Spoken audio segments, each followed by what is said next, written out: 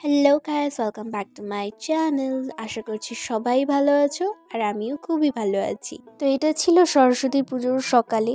খুবই কুয়াশা আর খুবই ঠান্ডা পড়েছিল আর এত মেঘলা করেছিল মনে হচ্ছিল এই বৃষ্টি নেমে পড়ে।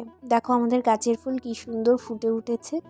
আর এই যে সকাল সকাল আমাদের সাথে সাথে জিমিও এসেছে। আমি যতটা জানি সকালে তাড়াতাড়ি উঠে সরস্বতী পুজোর দিন গায়ে হলুদ মেখেই তারপরে চান করে অঞ্জলি বা পুজো দিতে হয়।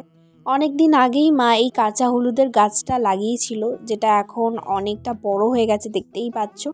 তো সেইগুলোকেই এখন মাটি দিয়ে খুঁড়ে বার করে ভালো করে ধুয়ে নিচ্ছি। এই সবগুলোকে বেটে নিয়ে মুখে মাখবো, কেন কি আমাদের সরস্বতী পুজোর নিয়ম হচ্ছে যে সকাল সকাল উঠেই আগে কাঁচা হলুদ গায়ে মেখেই পুজোয় বসতে হবে বা অঞ্জলি দিতে হবে। তো তোমাদেরও কি এরকম কিছু আছে? অবশ্যই আমাকে কমেন্টে গিয়ে জানাতে পারো। তাই তাড়াতাড়ি উঠেই আগে কাঁচা হলুদটা মুখে মেখে নিয়েছি। আর কাঁচা হলুদ যে মুখের জন্য, শরীরের জন্য কতটা ভালো সেটা সবাই জানো আশা করছি। তাই তাড়াতাড়ি করে এবার নিজের মুখেও মেখে নিচ্ছি আর তার সাথে সাথে মা বাবাকেও একটু মাখিয়ে দিয়েছি, কেন কি সরস্বতী পুজো সবার জন্য। তো স্নান করে উঠেই আগে তাড়াতাড়ি কোনো রকমের শাড়িটা পরে নিচ্ছি, কেন কি হাতে একদমই আমার সময় নেই। 2টোর আগে আমাকে পুজো দিয়ে উঠতে হবে, তার মধ্যে সব পুজোর জোগাড় জান্তি সব গুছিয়ে রাখতে হবে। আর সরস্বতী পুজো বলে কথা, শাড়ি না পরলে হয়? খুদের থেকে যেখানে শুরু করে বড় থেকে সবাই শাড়ি পরে, তাই আমিও বাদ যাইনি। আর এবারে সরস্বতী পুজো যেহেতু 2 দিন পড়েছিল, তাই প্রথম দিনই আমি পুজো দেওয়ার চেষ্টা করেছি, যাতে আমি পুজোটা খুব ভালো করে নিজের মনের মতো করে দিতে পারি। এই সরস্বতী পুজোর দিনটা আমার জন্য খুবই স্পেশাল। এই দিনটা আমি নিজের মতো করে মাকে সাজিয়ে গুছিয়ে পুজোর আয়োজন নিজের হাতে সমস্ত কিছু করি আর নিজের মনের মতো করে বলতে পারো আমি পুজোটা দিই। আর এই সরস্বতীর মূর্তিটা বহুত বছরের পুরনো। প্রায় বলতে পারো আমি যখন 7 ক্লাসে ছিলাম তখন মা আমাকে এটা মেলা থেকে কিনে দেয়। তখন থেকে এই সরস্বতী ঠাকুরের মূর্তিটা আমার কাছে রয়েছে। আর এই মূর্তির প্রতি আমার একটা আলাদাই মায়া, তাই এটাকে হয়তো আমি কোনোদিন ফেলে দিতে পারিনি বা নতুন মূর্তি এর জায়গায় আমি কোনোদিন বসাতে পারিনি। আর এই মূর্তিটা পুরনো হওয়ার কারণে রঙগুলো অনেকটাই ফেড হয়ে গেছিল, যার জন্য আমাকে নতুন করে রং করতে হয়েছে। তোমরা তো আমার আগের ভিডিওতে দেখেইছো আর সবাই এর খুবই প্রশংসা করেছো, যার জন্য অনেক অনেক ধন্যবাদ সবাইকে।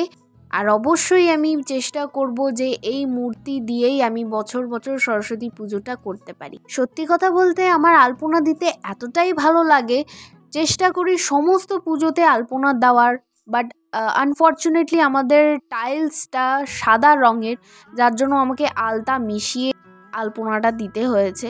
আর সমস্ত পুজো নিজের হাতে আয়োজন করে করাটা, সেটা একটা আলাদাই আনন্দ। আর আমরা অনেক বছরই যেহেতু বাইরে কাটিয়েছি, তাই সরস্বতী পুজোর আনন্দটা কোনোদিন উপভোগ করতে পারিনি। তো নিয়ম রক্ষা করার জন্য মা বাড়িতেই একটু পুজোটা দিয়ে দিত, বাস ওই। আর ইংলিশ মিডিয়াম স্টুডেন্ট হওয়ার কারণে তো আরোই কোনোদিন জানতে পারিনি এর আনন্দটা কতটা। আর আরেকটা জিনিস, সরস্বতী পুজোর দিন আমাদের বাড়িতে সরস্বতী ঠাকুরকে জোড়া সন্দেশ দিয়েই পুজো দিতে হয়। তারপর এক এক করে সমস্ত ফলগুলো কেটে নিয়ে এবার মায়ের সামনে করে এক একগুলো সব গুছিয়ে রেখে দিয়েছি। আর যে জিনিসটা সব থেকে ইম্পর্টেন্ট, যেটা না রাখলেই নয়, সেটা হচ্ছে বই। মা যেহেতু নিজে বিদ্যা বুদ্ধির দেবী, তাই মায়ের পায়ের কাছে বইটা রেখে মাকে প্রার্থনা করলাম যাতে আমরা সবাই নিজেদের লাইফে সাকসেস হতে পারি, নিজেদের স্বপ্নগুলোকে পূর্ণ করতে পারি, মা বাবার গর্ব হতে পারি। আর নিশ্চয়ই তোমরা জানিও আমার এই ছোট্ট করে সরস্বতী পুজোর আয়োজনটা তোমাদের কেমন লেগেছে। এবার আমি নিজের থেকেই মায়ের আরতিটা করে নিচ্ছি। আমি যতবারই পুজো করেছি নিজের থেকেই করেছি আর চেষ্টা করি মন থেকে মায়ের পুজোটা দিতে, কেন কি আমার মনে হয় যে জিনিসটা তুমি মন থেকে পুজো করবে সেই জিনিসটাই ঠাকুর গ্রহণ করে। আর আমার পার্সোনাল ঠাকুর মশাই হচ্ছে আমার বাবা, যে আমাকে হেল্প করছিল।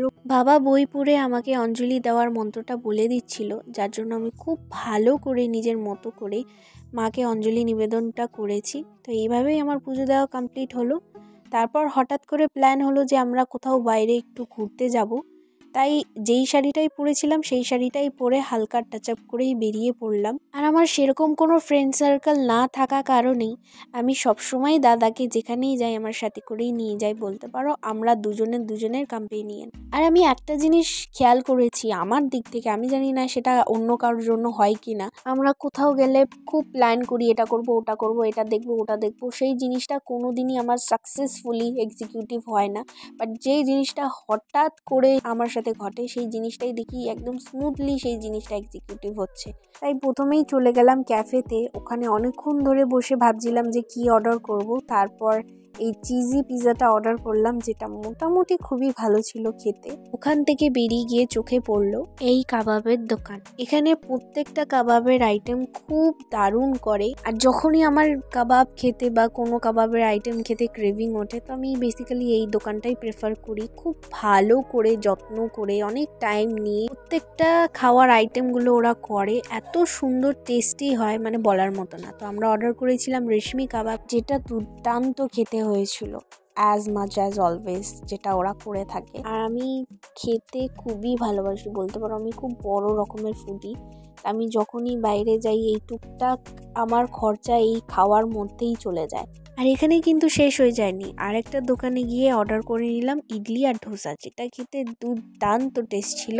আর তারপর অর্ডার করে নিলাম মোমো, যেটা আমার অল টাইম ফেভারিট ডিশ বলতে পারো। মানে আমি যখনই বাইরে যাই মোমো না খেয়ে আমি তো বাড়ি ফিরবই না, সেটা আমার লিস্টের মধ্যে থাকবেই। তো সেই জিনিসটা আমি কখনোই বাদ দিই না, যতই আমার পেট ভরা থাকুক মোমো না খেয়ে আমি বাড়ি যাব না। এক কথায় I am a big momo lover. আর লাস্ট আইটেম ছিল আমাদের মিক্সড চাউমিন, সেটাই খেয়ে এবার বাড়ির দিকে দিলাম রওনা। তো এইভাবেই আমার সরস্বতীর পুজোর দিনটা কাটলো এই বছরে। তোমাদের যদি ভিডিওটা ভালো লেগে থাকে তাহলে ডু সাবস্ক্রাইব মাই চ্যানেল। দেখা হচ্ছে এরকমই নতুন নতুন এক্সাইটিং ভিডিও নিয়ে। টিল নাও সবাইকে টাটা।